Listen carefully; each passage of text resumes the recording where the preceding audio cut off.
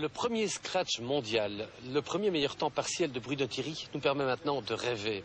Mais comment va-t-il se comporter pendant 3 jours sur la terre portugaise? Ceci est une autre question. Au Portugal, le rallye est une institution. 50 000 spectateurs se sont groupés sur le circuit de rallycross de Lusada où a lieu la première empoignade. Les rois s'élancent 2 par 2, Delecourt à gauche, Biasion à droite. François démarre le plus sèchement. Il est en tête du rallye, mais il n'a que 4 secondes d'avance sur Cancunen et Biasion. D'emblée, il veut signer un truc pour leur montrer qu'il est le plus fort. François Delecourt attaque. Un piston casse, son escorte est morte. Une désillusion immense envahit l'homme qui voudrait devenir champion du monde. C'est le rallye. Pour gagner un titre, il ne faut pas abandonner une fois. Bon, quand un titre, donc, ça fait partie de la cruauté de ce sport mécanique. Dernier coup d'œil sur le traître de Lusada. François s'en va seul, il le sait mieux que quiconque. On peut rater une couronne pour un seul faux pas. La fête n'est plus très drôle, mais le spectacle continue. Didier Auriol se déchaîne. Carlos Sainz signe enfin un scratch. Par rapport à Sainz, Bruno Thierry perd 6 secondes. C'est mauvais pour un premier contact avec la terre. Moi, je ne crois pas que je vais pouvoir jouer dans la même pièce que les autres, puisque bon, j'ai des gens comme Carlos Sainz et Colin McRae qui sont derrière moi, donc je suis persuadé qu'ils vont très vite me repasser parce qu'ils ont beaucoup plus d'expérience que moi sur la terre, puisque j'ai fait en tout moi 20 km sur la terre, donc c'est pas suffisant, mais je vais essayer d'apprendre vite. Même s'il est habitué des 4 roues motrices, Andrea Aghini doit quand même apprendre sa nouvelle Celica. Il est la première victime de la terre. Après 300 mètres, il a ce qu'on appelle un très gros problème. Non ho capito bene. C'est problème à la macchina o problème di... Première grande spéciale sur terre, Santa Quiteria, 9 km. Didier Auriol, décidément libéré depuis Lusada, signe son premier scratch.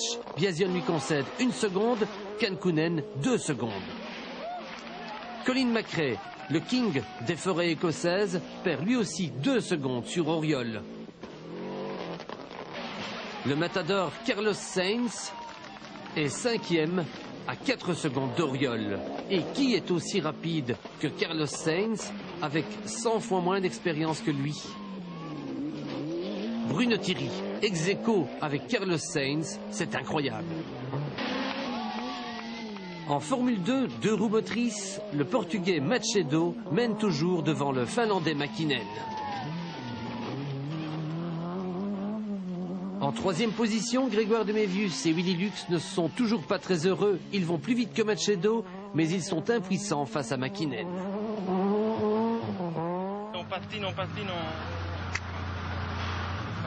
je sais pas ce qu'il faut faire.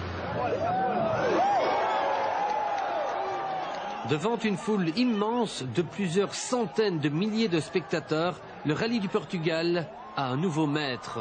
Juha Cancunen, le Finlandais est passé à l'offensive.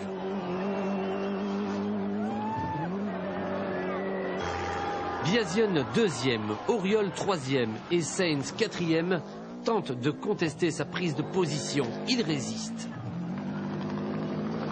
Bruno Thierry aussi résiste, mais dans la 14e spéciale Fafé, on s'aperçoit immédiatement que son moteur a perdu de la puissance. Au légendaire saut de Fafé, McRae est nettement plus dynamique que Bruno. L'escorte est à l'agonie, elle s'arrête un peu plus loin, éteinte. Une pierre a troué le radiateur, le moteur a surchauffé. C'est l'abandon. Thierry, comme son ami chef de file Delecourt, quitte la course beaucoup trop tôt.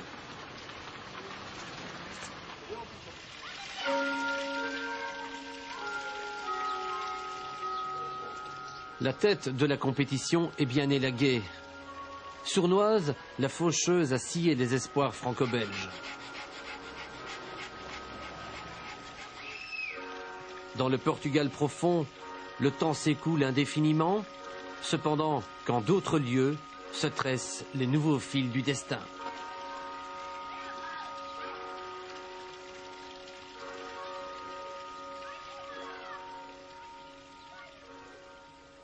Au soir de la deuxième journée, Juha Kankkunen a résolument pris la situation en main. Devant Biasion et Auriol, De Mévius est toujours troisième en 2 roues motrices, mais il est maintenant 9e du général. Kankkunen est toujours pourchassé par Biasion.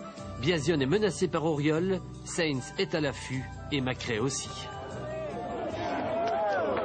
Kankkunen ouvre la route en grand seigneur, mais derrière lui, ça va cavaler sec.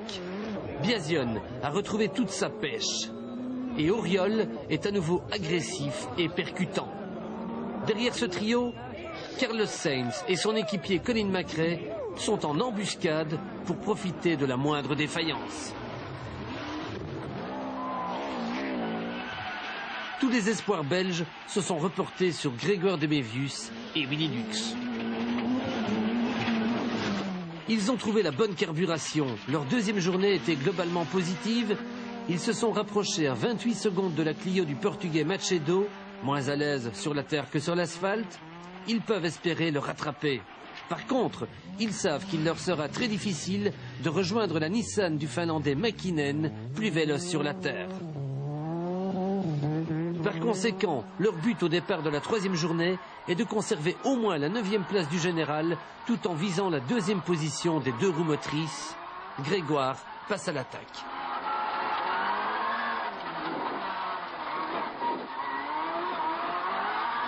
Le voici au saut de Fafé.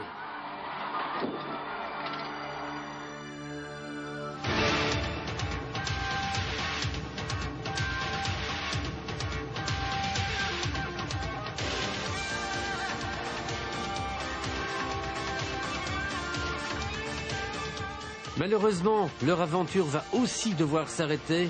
Un bris de tige de sortie de boîte de vitesse les immobilise. C'est une grosse déception, surtout que ça marchait de mieux en mieux. Et je pense on revenait assez bien sur la Clio qui était juste devant nous. Donc je pense qu'on aurait pu reprendre la 2e place de la catégorie. Et voilà, mais on a beaucoup appris et maintenant on sait dans quelle direction on doit travailler. En cette 3e journée, Didier Auriol agite la tête de la course. Déchaîné comme en ses meilleurs moments, il attaque non-stop pour tenter de réussir un double coup de poker. Il voudrait, d'une part, déborder Biasion, d'autre part, dribbler son équipier Kankkunen, qu'il devance d'1 minute 10.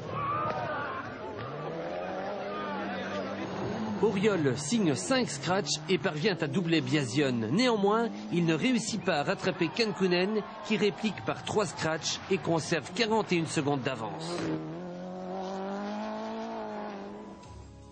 Après 4h38 de galop, rien n'est joué. Auriol n'est qu'à 41 secondes de Kankkunen et Biasion à 63. À l'entame du sprint final, Auriol augmente encore la pression. Il signe 3 scratchs. Il doit continuer d'attaquer car dans son dos, Biasion ne relâche pas son étreinte. L'Italien mitraille comme à 20 ans et signe aussi 3 scratchs. Kankkunen a beau disposer de 41 secondes d'avance sur Auriol et d'1 minute sur Biasion, il doit rester vigilant. Kankkunen connaît la recette. Pour bien se défendre, il faut attaquer. Signant par-ci par-là le scratch qui assassine les espoirs, il essaie de neutraliser ses adversaires. Mais Auriol est irréductible, intenable, transfiguré par rapport à son début de rallye. Il ne se calmera que bien plus tard, après avoir définitivement bloqué Biasion à la 3e place, ce qui laisse quelques souvenirs impérissables.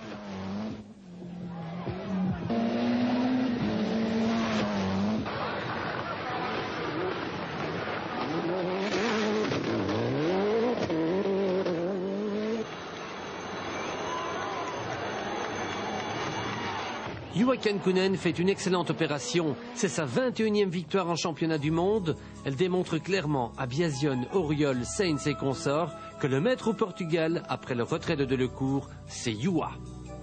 Now, you're satisfied of your... Yes, so far it's good. No problem with the car and everything is okay. Are you going to be... Vous voulez aussi devenir le roi de l'asphalte? Difficult. Je vais essayer de faire de mon mieux en Corse, mais François et Didier sont des spécialistes de l'asphalte, alors j'irai en Corse pour apprendre.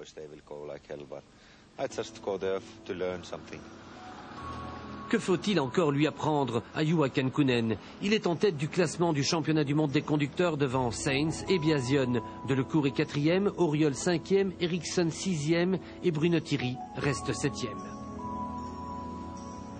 Grâce à sa victoire portugaise, Juha Kankkunen a placé Toyota en tête du championnat du monde des constructeurs. Toyota a maintenant 37 points, 3 points d'avance sur Ford. C'est beaucoup, car lors du prochain rendez-vous du championnat du monde des rallyes au Safari du Kenya, Ford sera absent et Toyota pourra facilement accentuer son avantage. Au Portugal, le Finlandais Juha Kankkunen, le quadruple champion du monde, a vraiment tiré un sacré feu d'artifice.